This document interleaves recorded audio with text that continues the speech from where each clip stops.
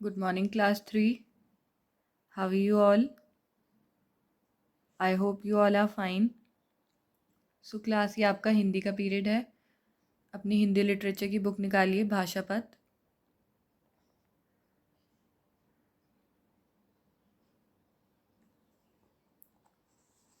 Class अपनी book खोलिए और पेज नंबर 14 खोलिए सभी. ओके. आज हम बुक वर्क करेंगे. अपनी पेंसिल और इरेजर निकाल लीजिए.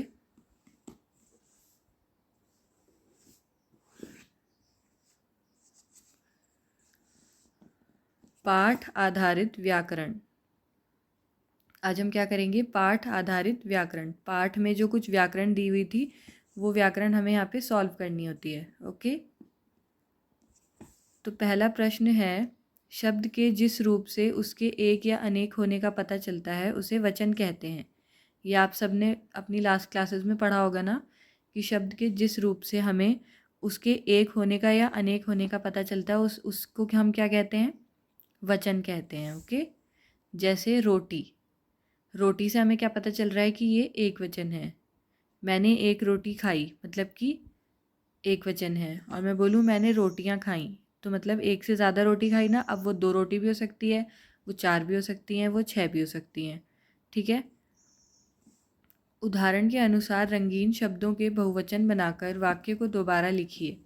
यहाँ पे एक उदाहरण उन्होंने दिया हुआ है, उसके अनुसार उसको पहले आपको पढ़ना है. उसके बाद ये नीचे जो वाक्य दिए हैं इनको भी बहुवचन में बदलना है, लेकिन सिर्फ रंगीन शब्द को ही बहुवचन में बदलना है. ओके. उदाहरण है, युवक ने पेड़ के नीचे बैठकर रोटी खाई. तो रोटी को हमें बदलना था बहुवचन में. ठीक है. युवक ने पेड़ के नीचे बैठकर रोटियां खाईं. रोटियां बन गया रोटी का, और खाई की जगह अब क्या हो जाएगा? खाईं. तो क्लास हमें यहाँ पे हर शब्द को पढ़ के ये खुद पहचानना पड़ेगा. कुछ शब्द को तो हम बहुवचन में बदल देंगे और पूरा वाक्य नहीं बदलेगा, बट कुछ शब्द ऐसे होते हैं जिनको हम बहुवचन में बदलेंगे तो हमें पूरे वाक्य को भी बदलना पड़ेगा. तो अब हम पढ़ के देखते हैं, फिर हम उसके अकॉर्डिंग इन्हें चेंज करेंगे. पहला वाक्य है, चंदन नगर में एक निर्धन स्त्री रहती थी. स्त्री का बहुवचन क्या होता है? स्त्रियां. तो इसको हमें पूरा बदलने की ज़रूरत नहीं पड़ेगी. तो हम लिख देंगे यहाँ पे, चंदन नगर में निर्धन. अब हम एक नहीं लिखेंगे क्योंकि यहाँ पे स्त्री की जगह हम क्या लिखने वाले हैं? स्त्रियां. तो हम लिखेंगे निर्धन स्त्रियां रहती थी. था पे एक बिंदी भी आएगी. चंदन नगर में निर्धन स्त्रियां रहती थीं. अगला है, उसका बेटा पढ़ा लिखा नहीं था. अब यहाँ पे बेटा को बदलना है, तो बेटा का बहुवचन क्या होगा? बेटे. तो हम ये नहीं लिख सकते कि उसका बेटे पढ़ा लिखा नहीं था. ये कोई वाक्य नहीं बनेगा ना. तो इस वाक्य को हमें पूरा बदलना पड़ेगा. तो क्या वाक्य बन जाएगा ये? उसके बेटे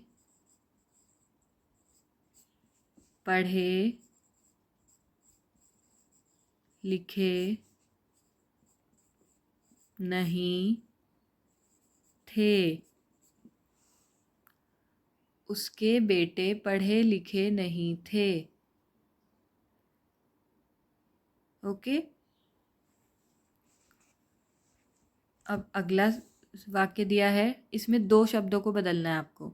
डिबिया में बैठा केकड़ा बाहर निकल आया.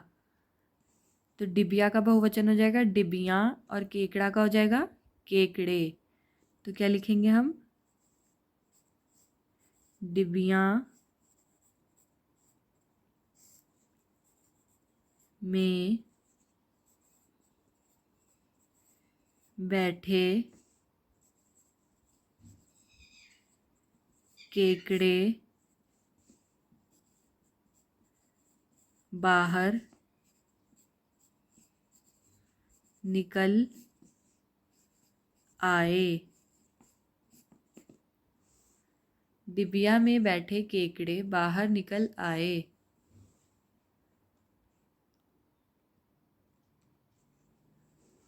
नेक्स्ट, थोड़ी देर बाद उसकी आँख खुली तो वह चकित रह गया। अब आँख का बहुवचन क्या होता है? आँखें। तो क्लास आँखें तो सबके पास ही दो होती हैं ना, तो इसलिए इसको हमें पूरा बदलने की ज़रूरत नहीं है। तो हम क्या लिखेंगे? थोड़ी देर बाद उसकी आँखें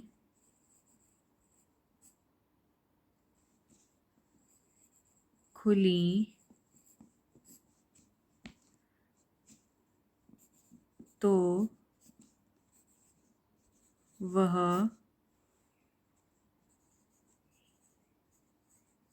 चकित रह गया।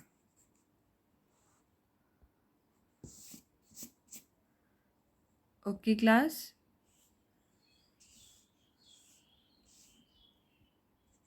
Now come to next page, page number 15। Page number 15 में प्रश्न 2 है, संज्ञा या सर्वनाम शब्द के जिस रूप से उसके स्त्री जाति के होने का पता चलता है उसे क्या कहते हैं? स्त्रीलिंग कहते हैं।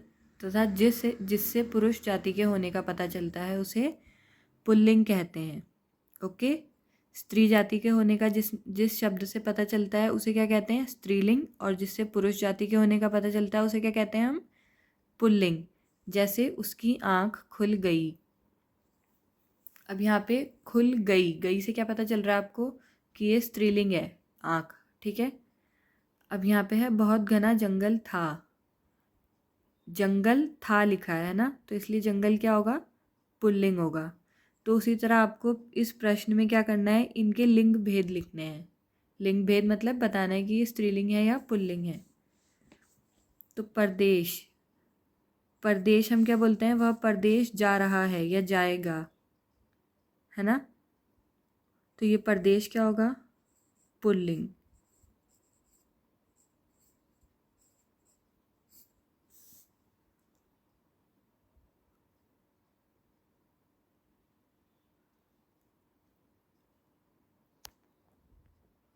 अब लिखा है आज्ञा। आज्ञा के लिए हम क्या बोलते हैं? हमें उसकी आज्ञा माननी चाहिए। तो इससे क्या पता चलता है कि आज्ञा क्या होती है? स्त्रीलिंग।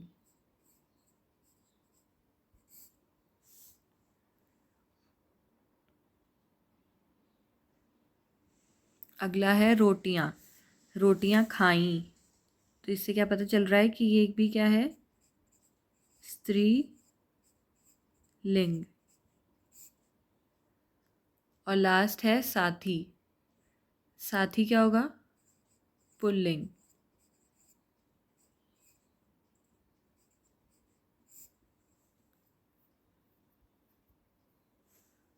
Done. Now come to question number 3। युवक ने माता से सूर्यनगर जाने की आज्ञा मांगी। ब्रैकेट में दिया है कहाँ। युवक ने माता से कहाँ जाने की आज्ञा मांगी। तो क्लास आपको इस प्रश्न में क्या करना है? कोष्ठक में दिए शब्द लगाकर प्रश्न बनाइए। यहाँ पे वाक्य दिए गए हैं, ठीक है। इन वाक्यों में आपको ये जो कोष्ठक यानी कि ब्रैकेट में जो शब्द दिया है वो लगा के आपको इस वाक्य को प्रश्न में बदलना है। ओके। माँ पास के तालाब से एक केकड़ा पकड़ लाई। तो इसका हमें क्या लगाकर क्या बनाना है? प्रश्न बनाना है। तो हम क्या लिखेंगे? माँ पास के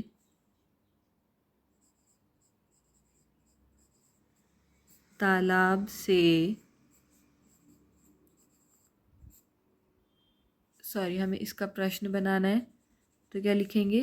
तालाब से क्या पकड़ लाई, और प्रश्नवाचक चिन्ह आ जाएगा, क्वेश्चन मार्क, क्योंकि अब हम क्या पूछ रहे हैं? प्रश्न पूछ रहे हैं।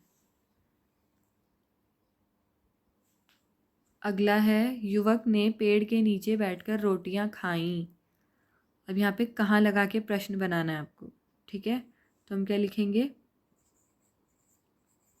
युवक ने कहाँ बैठकर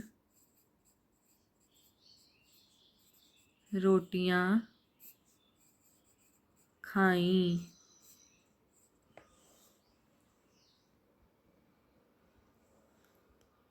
युवक ने कहाँ बैठकर रोटियां खाईं।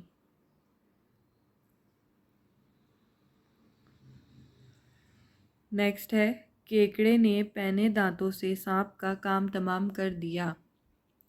अब किसका से हमें एक प्रश्न बनाना है, तो हम क्या प्रश्न बनाएंगे,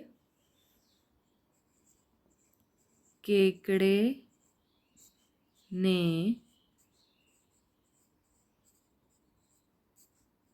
पैने दांतों से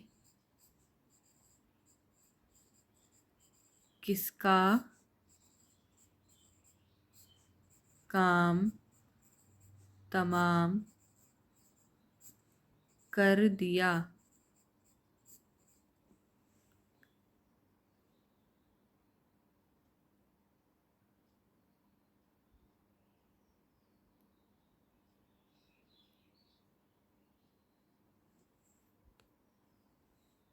done class. Now come to page number 16। Page number 16 में ये जो प्रश्न दिया है, प्रश्न 3, ये आपका क्या है, होमवर्क है। राइट डाउन होमवर्क है। इसमें आपको क्या करना है, इन जानवरों के और यहाँ पे दिया है, केकड़ा सरोवर में था, चित्रों को देखकर उनके रहने के स्थान से मिलाइए। यहाँ पे जो भी जानवर और पशु पक्षी बने हैं उनको क्या करना है आपको, जहाँ वो रहते हैं उससे आपको मिलान करना है। Okay class, so that's all for today. Bye bye, take care.